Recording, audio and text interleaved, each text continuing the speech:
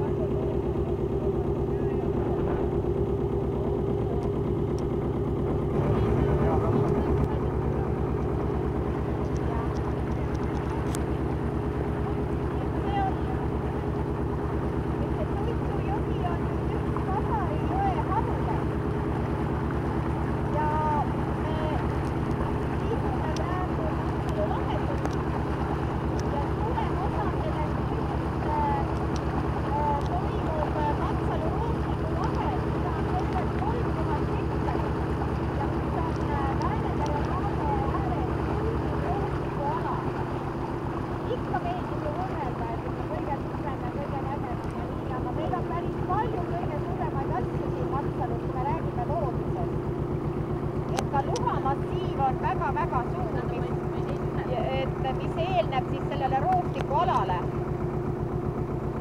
Ja kui Suitsujõgi, kust me praegu läheme, on kääruline ja üsna tõenäoliselt oma loomulikult sängis, siis kui me hiljem suubume Pasari peajõkke ja kanalisse, siis te näete esimese Eesti Vabariigi aegu.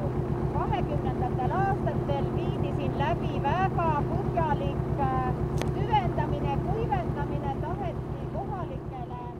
Hästi palju oli lisajõgesid ja väikesi sänge ja lodusid ja kohti ja kogu aeg oli märg. Ja siis nad pöördusid valitsuse poole ja 10 aastat siin muudkui kaevati ja tehti ja muudeti ja...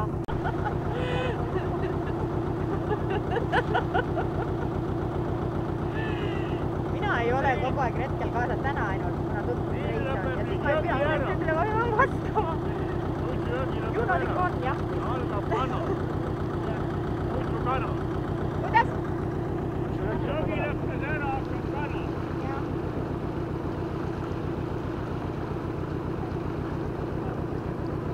Läks siia kõrvale, see lõppes kauna. Ehitati 28, hakati liika ja ma ei tea, kus kolme. Maalingas kasvab mingi jõe peale kokku.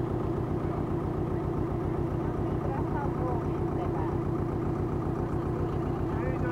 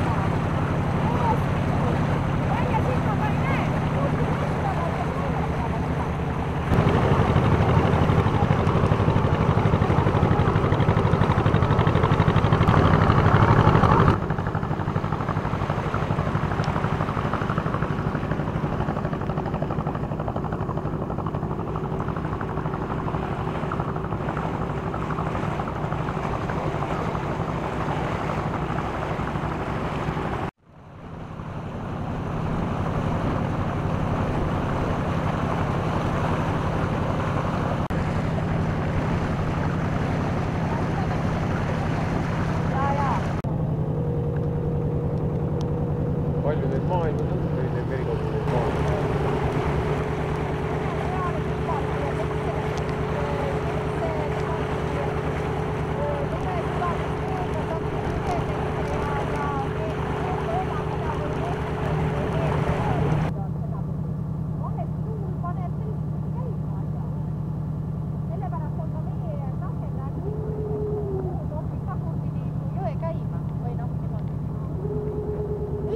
Kinni ja kuulame, mis Jaan rääkis. But here is the border of reef beds. This is, we say,